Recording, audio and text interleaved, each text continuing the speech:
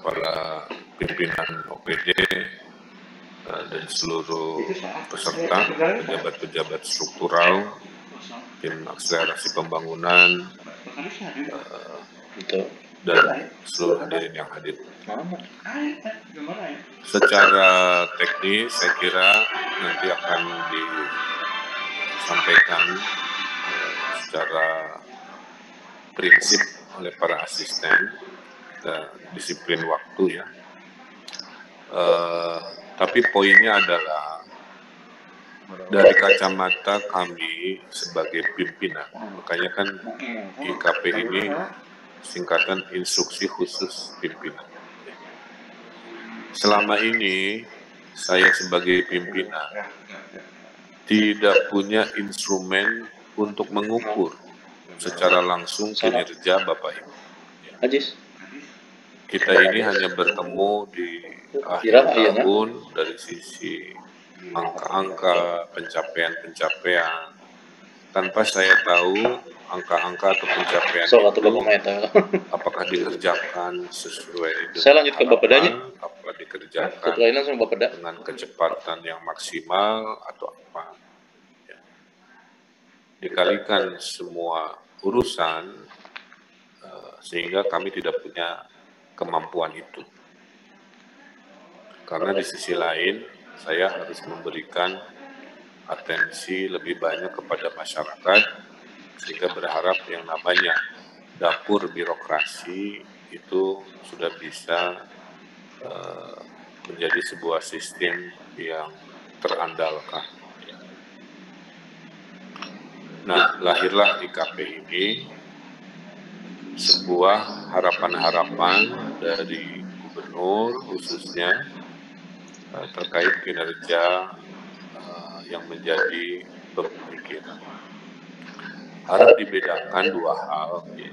Ada pekerjaan sesuai tupoksi, ada tidak ada gubernur ya, Anda sebagai OPD menjalankan tupoksi.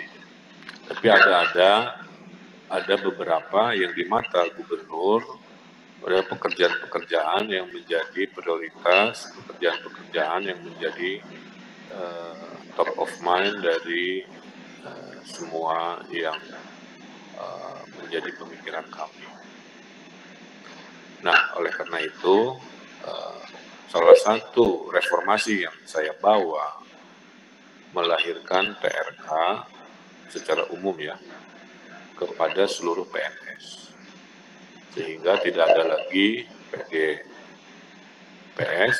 pinter goblok penghasilan sama, tidak ada lagi ketidaktahuan orang datang absen tapi tidak kerja, dan tidak ada lagi orang-orang yang berlebihan beban kerjanya atau ngumpul di satu dinas karena satu dan lain. Itu masa lalu.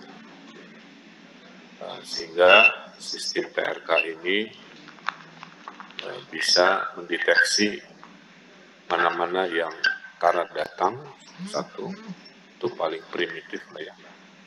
Kedua, mana-mana yang datang absen tapi tidak produktif, itu juga terdeteksi. Mana-mana yang datang produktif tapi biasa-biasa aja, mana-mana yang datang produktif tapi extraordinary, dan seterusnya. Kira-kira begitu. Dan sudah kita hitung secara adil, siapa yang rajin bekerja melebihi panggilan tugas, tentu penghargaan juga tinggi. Siapa yang sebaliknya juga penghargaan sudah jadi fair. Reformasi kedua yang saya bawa dan sudah berlangsung dan membuat saya bangga, bahagia adalah sistem merit. Tidak ada lagi posisi-posisi jabatan berdasarkan KKN atau dekat pimpinan dan sebagainya. Ya. Semua akan dinilai 360 derajat oleh atasannya, oleh kolega sampingnya, oleh bawahan di bawahnya. Tinggal nanti diskresi chemistry dengan gubernur atau pimpinan menjadi penentu akhir. Karena kalau sudah ada 2-3 pilihan dengan kualitas yang mirip-mirip, maka faktor terakhir adalah faktor chemistry. banyak orang pintar, orang kapasitas, tapi tidak nyambung ya komunikasinya atau apa. Nah, jadi itu ya. Kemudian kita juga berbangga SIPD, Sistem Perencanaan Informasi Daerah kita, ini sudah menjadi yang terbaik diadopsi oleh Kementerian Dalam Negeri. Sehingga kita bisa men-tracing keberhasilan kegagalan dari proses awal sampai akhir. Ya. Bad planning is designing bad future. Good planning is designing good future. Nah, inilah babak terakhir dari reformasi birokrasi yang semuanya sudah juara ini, yaitu mengukur apakah bapak-bapak, ibu-ibu yang Allah takdirkan dengan jabatan ini juga bekerja sesuai ekspektasi kami pimpinan. Apakah Anda bekerja dengan profesionalisme, apakah Anda bekerja dengan menekan bawahan, ya. Apakah Anda mampu mengejar target, atau Anda sebenarnya pemimpin yang slow, ya. Yang karena di dalam jabatan terkandung tanggung jawab. Jangan ingin jabatannya, fasilitasnya, tunjangannya, tapi diajak nabrak oleh pimpinan banyak alasan. Curhatnya ke dewan, curhatnya ke orang-orang yang tidak semestinya. Masih ada seperti itu. Ciri orang-orang yang tidak secara syariat memahami bahwa Anda bekerja itu berada dalam orkestra dirigen yang namanya gubernur. Kalau Anda tidak sanggup dengan tugas-tugas itu, lambaikan tangan ke kamera, kira-kira begitu kan? Pembodoran nama. Berarti Anda tidak cocok. Ya. Nah, itu satu. Berikutnya adalah untuk mengukur agar kita ini profesional. Kuncinya sebenarnya ada di batin, di rohnya. Gitu. Maka prinsip filosofi bekerja itu sederhana. Cintai apa yang Anda kerjakan, kerjakan apa yang Anda cintai. Kalau sudah ditugaskan di dinas pendidikan, cintai dunia kependidikan sepenuh hati. Atau di perhubungan, atau di mana semua. Ya. Karena Anda ini pada dasarnya PNS ini makhluk generalis. Kalau dokter itu Anda sebenarnya kelompok dokter umum, bukan dokter spesialis. Sehingga ditempatkan di mana saja, ya sifatnya harus mau belajar ilmu baru. Ya. Nah, jadi saya tidak mau mendengar lagi ada berita struktural di satu dinas menolak jadi PPK. Gak mau, siun itu ini. Cek saya kumaha, hayang jabatan fasilitas segalana, tapi tugas negara ditolak gitu dengan alasan macam-macam. Memang dunia ini seindah mimpi, bahwa loba masalah. Tiap hari banyak dinamika, ada tekanan. Selama kita taat syariat, taat aturan, taat hukum, nggak ada yang perlu ditakutkan. Makanya saya betul-betul nggak suka kepada orang-orang yang suka menolak penugasan. Itu tuh mengkhianati sumpah jabatan, Bapak Ibu. Walaupun tidak langsung bertemu saya, tapi berita itu sangat mengecewakan. Jadi kalau ada bapak-bapak, ibu-ibu menolak tugas, masuk jadi urusan proyek, urusan kerjaan, lebih baik Anda mundur, ya, daripada saya pecat. Karena berarti Anda ingin manisnya, tidak mau pahitnya. Perjuangan ini kan semuanya kita kerjakan. Nah, jadi itu sekadar contoh ya. Makanya saya nggak mau dengar lagi Bapak Ibu kalau ada kepala dinas curhat ke dewan ke saya pagut program teh. Nah, saya ke gitu. Naon gitu Kang, nya iya curhat ke abdi gitu. Kumaha. Nah, hal begitu itu masa lalu lah ya, pre-covid attitude ya namanya. Post-covid attitude mah harus berubah. Covid kita dipaksa untuk produktif tanpa harus bertemu seperti ini. Covid berarti kita bisa mengurangi anggaran perjalanan dinas, ya, karena bisa beres Zoom, itu contoh adaptasinya. Sehingga kita fokus kepada hal-hal lain. Nah, kemudian IKP ini saya hadirkan sebagai inovasi supaya saya ada rapot digital. Saya kasih target 100%, itu nggak sekamana, apakah loading 20%, 50%, 70%, atau ternyata berminggu-minggu ditungguan masih 0%, maka kepada yang ada progres, saya sudah bikin sistemnya jadi poin untuk penghasilan. Pada mereka yang iya-iya di depan pimpinan mah pasti memberikan wajah terbaiknya, tapi pas balik kanan mah wallahu alam bisawab ya, hati orang hanya Allah yang tahu. Apakah dia iya tapi terdigawekeun, iya tapi kumaha engke dan sebagainya. Maka IKP ini akan ada deadline-nya ya. Seminggu ini apa targetnya. Jadi saya bikin sangat ilmiah. Sehingga kepada yang tidak melakukan ya nanti dari TRK yang harusnya 100%, dia bisa jadi faktor pengurang kalau dia tidak mengerjakan. Bisa jadi nanti pendapatannya menjadi 90%, 80%. Atau sebaliknya, karena IKP-nya dikerjakan extraordinary, maka nanti TRK-nya bisa 110%, maksimal 120%. Kira-kira gitu. Ya, atau gimana lah ya. Jadi fair, Pak. Orang malas ya dihukum oleh sistem, orang rajin. Jadi setelah hari ini saya punya rapot yang saya bisa cek tiap hari, ibarat bursa saham, saya tahu pergerakan yang Bapak Ibu lakukan ini seperti apa.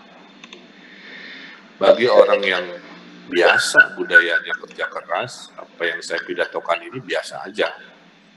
Biasanya lagi gawe Pak Abdi mah, biasanya lagi Abdi mah ngebut, biasanya Abdi mah berinovasi, biasanya saya mah. Tapi bagi mereka yang slow, males-malesan, tiba-tiba ketemu ada CCTV program IKP ini, pasti gak rempen meren gitu. Ya biasa tekan nyahuan, sehingga Pak Gubernur akan tahu. Nah, ya orang-orang begitu pasti gelisah. Ya. Makanya mumpung ini bulan Ramadan, saya mengingatkan lagi, inamal amalu biniat. Apa sih niat jadi PNS, jadi ASN, yaitu pengabdian. Nah, karena ASN ini adalah instrumen negara, maka mengalirlah seperti air, mengikuti perubahan dan perkembangan. Gubernur dulu gayanya A, gubernur sekarang gayanya B, nanti saya digantikan gubernur gayanya C. Ikut aja, semua mengikuti gaya masing-masing. Gaya saya, banyak inovasi yang saya kejar. Gaya saya menggunakan teknologi sebagai kontrol, kan. Gaya saya meramaikan opini dengan segala rupanya. Ya sudah, ikuti aja.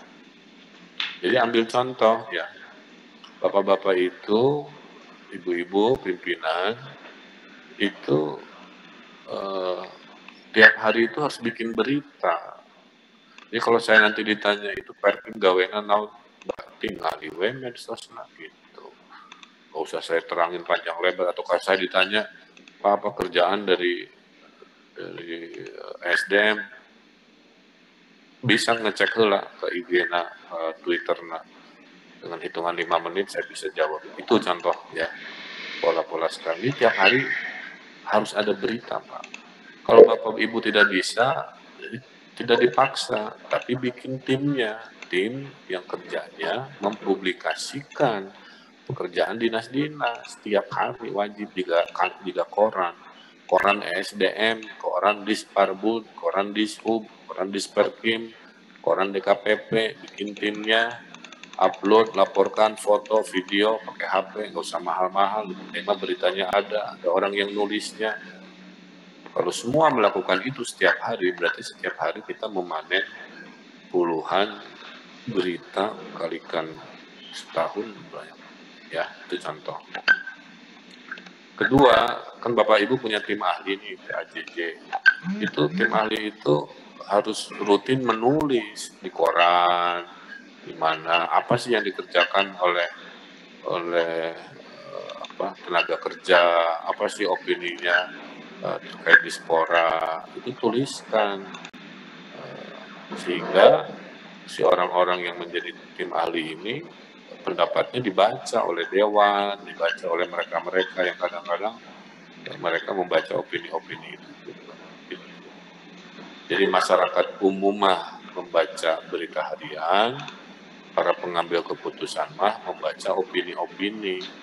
Ya, apa sih opininya terkait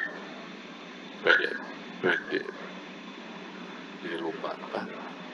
Kalau masuk sekolah PPDB, Wahyu. PPDB teh kumaha, jangan kita aja posisi membela diri ya, Wahyu, Dedi. Tapi tim ahlinya suruh nulis betapa kerennya sistem kita yang dibangun, betapa transformatifnya perubahan dari tahun ke tahun dan lain sebagainya. Nah, oleh karena itu saya simpulkan, selamat memasuki dunia reformasi baru, selamat menyesuaikan diri, selamat beradaptasi, bismillah ya, perkuat mental bela negara kita, daya juang kita. Ini tidak mengubah apapun, hanya memastikan Anda tahu bahwa kami pimpinan sekarang punya instrumen. Semua dikembalikan kepada Bapak Ibu, mau positif, mau negatif, terserah. Itu akan menjadi evaluasi kami. Maka Jabar Juara lahir batin sebenarnya salah satunya. Saya kira itu pengantar dari saya. Ya, mudah-mudahan sistem ini berjalan dengan baik. Nanti ada paparan sedikit bagaimana latar belakang IKP itu lahir, apa nama programnya, apakah ada anggaran atau tidak. Kalau ada anggaran sedikit, gimana improvisasinya, jangan dikit-dikit, aduh maaf nggak ada, dan sebagainya. Saya butuh orang-orang yang bisa berimprovisasi, Bapak. Ya, jangan selalu by the book saja, kira-kira begitu. Kalau selalu by the book saja, inovasi mati dalam perjalanannya, termasuk jadwal, timeline, dan sebagainya. Saya kira itu pengantar dari saya. Kita simak. Assalamualaikum warahmatullahi wabarakatuh. Waalaikumsalam warahmatullahi wabarakatuh.